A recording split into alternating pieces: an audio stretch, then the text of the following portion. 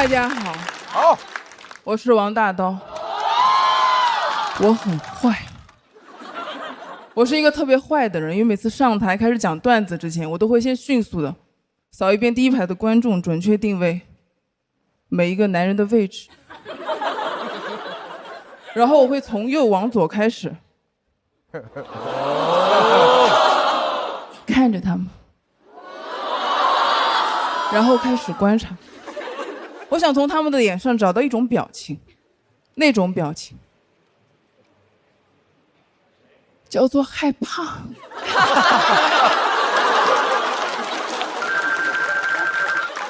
现在对待男性的态度已经非常独特了。今天想跟大家聊一下我跟男性的一些故事。其实我从小开始不是这样的，其实我从小开始，我很喜欢男的，非常喜欢。我从幼儿园开始就有喜欢的男生了。那是一个幼儿园的午休，我去找他，我想邀请他和我一起午睡。但是等我找到他的时候，他已经躺在我最好的好朋友小宁的旁边了。那一刻我特别难过，我想为什么？为什么？你知道小宁很好，但是为什么？我想起我们吃幼儿园好吃的小炒肉，小宁吃到好吃的小炒肉，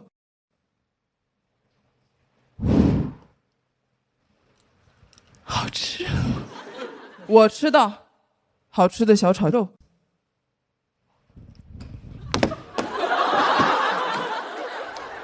我说好出色的畜生。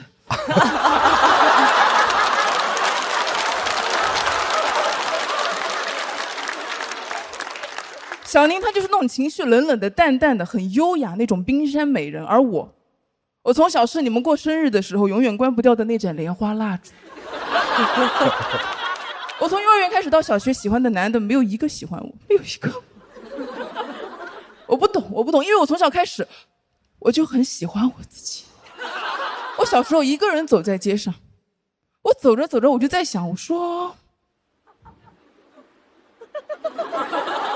我好有意思呀。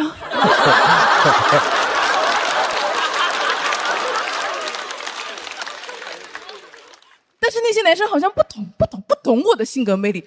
我不怪他们，因为我觉得如果他们的认知还不够，他们就是不能欣赏我，他们审美认知不够而已。我想让他们提高一点，快点提高，所以我要扩大我的性格魅力，拓宽他们的审美边界。我要做一个性格暴露狂。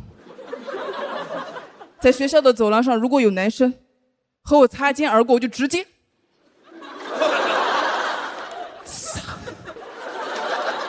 一只灵活的母猎豹。但那些男生只会绕开我走。我简直不屑一顾，因为绕开猎豹走的只会是懦弱的羚羊。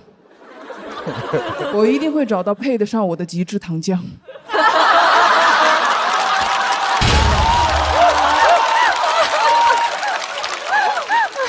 但是我快大学毕业的时候，发现我遇到的男人全是羚羊，没有糖浆，没有。快大学毕业了还没有爱情，我想不行了，我必须要改变我自己了。我想喜欢冰山美人是吧？那我就做一个，我就开始训练自己的肢体动作和情绪表达。后来我成功骗到了一个男的，我的第一个男朋友，他当时开车来接我，我坐他的副驾驶。我平时是怎么做的？我平时都是这样做的。我这两条腿不可能并起来，我的胯和男人一样是需要呼吸的。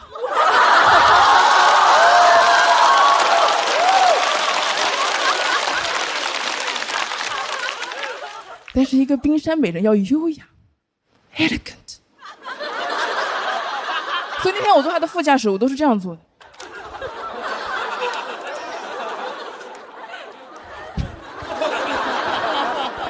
我的背挺得超级的直，我这两条腿盘在一起，安妮海瑟薇演的《公主日记》里面做一个真正的淑女就是这样做的。第一排的女生全部给我学起来。我们去商场逛街啊，试衣服，很多人他都会这样穿，先把左手伸进左袖口，右手可能会找不到优秀狗。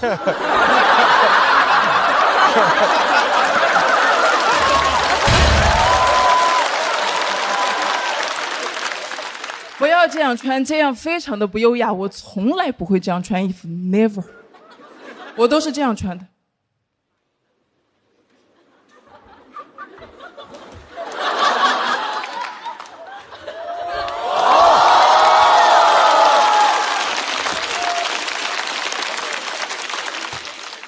Just like a magic 。我每次见他，我都会尽量的把自己打扮得很精致、很好看。我特别记得刚在一起之后，有一个晚上，我当时都要睡着了，他突然把头凑到我的耳边，非常小声的问我，他说：“你不用卸妆吗？”我还能怎么办？我只能装睡，带着妆继续睡。后面他去青岛玩，他给我带了一个礼物回来，一个海边捡的石头，也太抠了。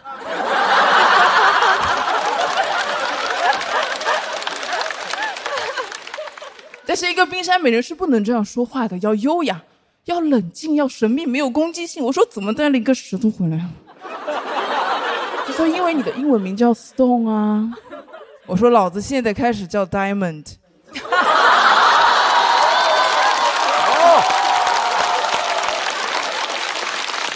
他说你怎么能说老子？他听不见 Diamond， 只听得见老子。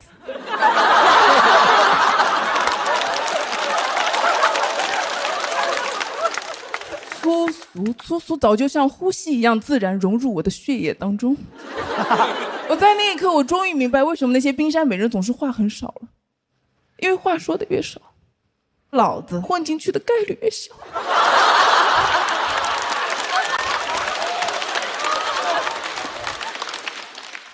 最后我们没谈几个月就分手了，露出的马脚太多，然后分手之后我发现睡觉还是卸妆睡最舒服。然后有人听了我这篇稿子之后，他就问我，他说王大刀，你想表达什么？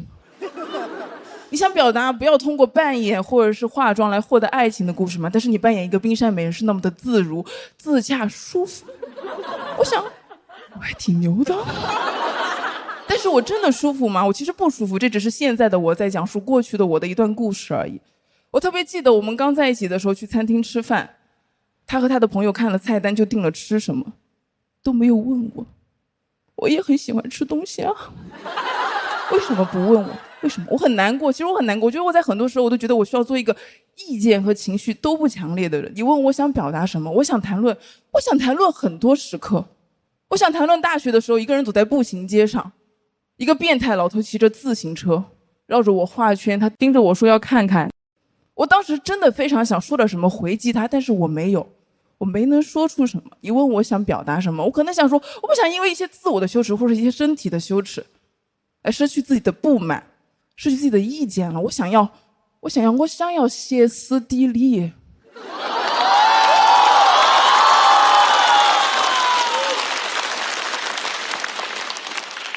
I wanna be historical. I wanna scream. I wanna shout. I wanna cry without any guilt. I don't wanna keep silent because of my shame and the education that I received. 我也希望有一天我会用四川话说那些不说英文啊，就是。刚那些东西一个梗都没有，但是你们听得很认真，对吧？Just like magic， 谢谢大家，王大头。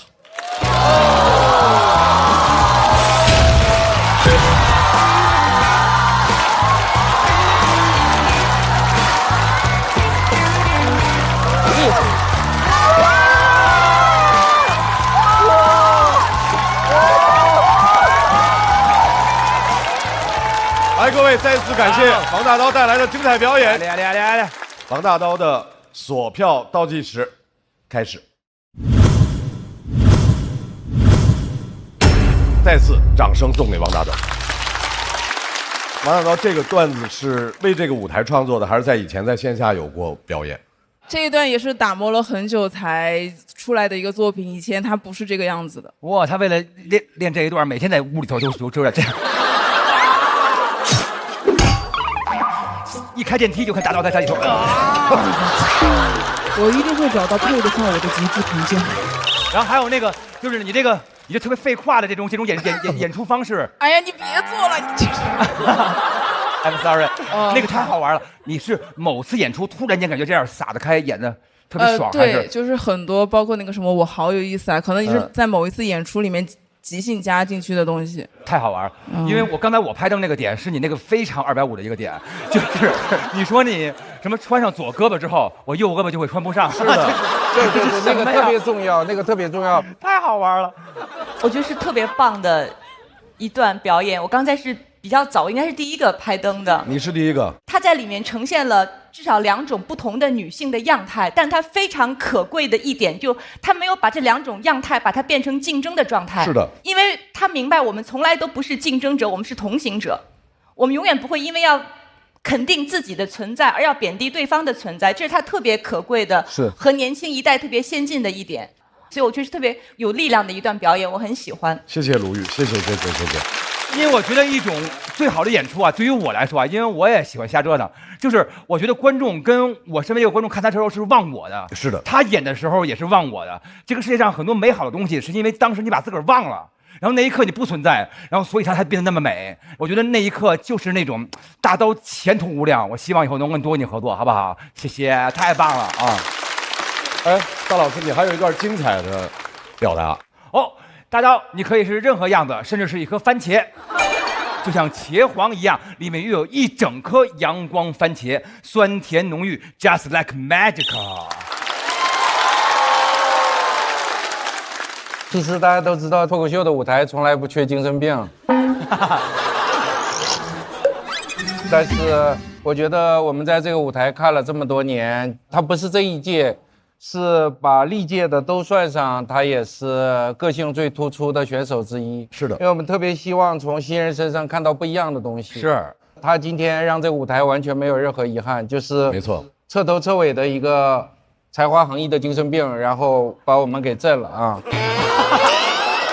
我因为在看他整个的表演的时候，我有点太过于激动，所以以至于我现在大脑其实是有点混乱的。首先他的风格嘛，我看了脱口秀很多年。但是我去年的时候，我会觉得特别的不一样，就是去年有很多的女脱口秀演员的表达，他们可以敢于在舞台上去做这件事情，但是我试问我想去做这样的事情的时候，我有多大的难度？所以他一上来的那种表演的方式，我会特别的佩服。怎么样，大刀？原地挨夸，好开心吧？所以你在刚才的表演里面给我们看到你的一个样态，你和你生活当中的状态，我觉得可能会更贴近我小时候的，比如说一些心理活动什么，我好有意思，就这些都是一些放大，就是做了一些放大和夸张处理的。我觉得我现在其实和舞台上的，我感觉就是会有点不一样，就不会说走在街上突然那种。希望在这个舞台上能够看到大刀更多奇怪的表演。再次掌声送给大刀。好玩，加油！谢谢大刀。来，博伟来到台上，我们看一下得票情况是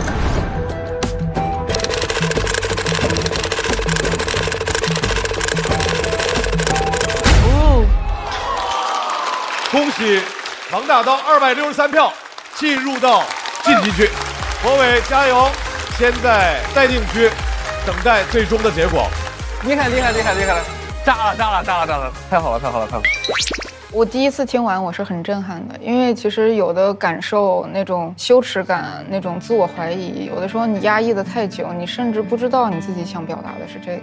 但大刀特别直接的讲出来，然后他虽然羞于用我们日常使用的语言来讲，但他用英语讲的时候，我还是能感受到那种特别真诚、特别摇滚的内核。I wanna scream, I wanna shout。就感觉看他的演出很像在看一篇短篇小说。那是一个幼儿园的午休，我去找他，我想邀请他和我一起午睡。就你看到了结尾之后，你会想马上倒回去再看一遍。当众孤独，布莱希特，他在台上整了一场单人实验话剧，他身上甚至有一种歌剧演员的感觉，就是他在台上那种状态，像是在表演一些歌剧或者话剧的独白，就是那个张力特别强。第一次看，我特地忍到他跟我对决的时候我看的，震撼 ，magic amazing crazy unbelievable。王大刀也是艺术家，这不是艺术家吗？这我的不是艺术，就是我的不是，不要扯这种，因为我以前在线下演的时候，很多人会对我有一些否定和质疑的声音。那今天演的时候，在上台那一刻，感觉观众非常好。大家其实上台的时候，他们都会就是给掌声、给尖叫、给欢呼，就是那种拥抱的感觉，然后你就会感觉很幸福。我现在坐在这里，我觉得不真实，就感觉整个像一场梦。然后突然有个人会扇我一巴掌，说王大刀梦醒了。